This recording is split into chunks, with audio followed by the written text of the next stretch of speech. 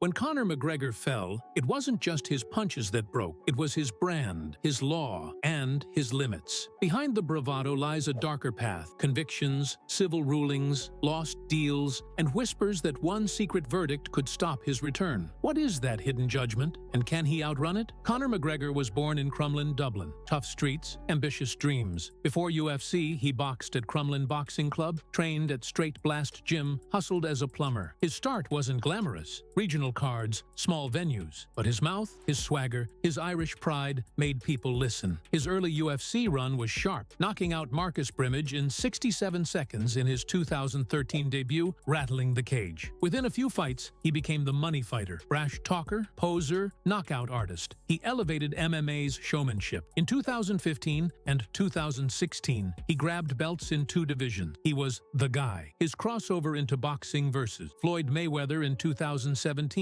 wasn't just spectacle. It became proof that he was more than a fighter, a brand. The fight sold millions of PPVs, stretching the limits of what MMA names could earn. Yet each new peak carried more risk, because the higher you climb, the harder the fall. By late 2016, Conor McGregor wasn't just a fighter, he was a global franchise. The first man in UFC history to hold 2 belts simultaneously, he was untouchable. Every appearance turned into an event. He dressed like a movie star, talked like a poet, and fought like a man possessed. But success brings something more dangerous than pressure. It brings comfort. Then came the Mayweather fight, the money fight. The world called it a circus. McGregor called it destiny. It was a crossover that broke barriers, combat sports' ultimate collision between business and ego. McGregor made over $30 million guaranteed, with PPV shares pushing his total north of $100 million.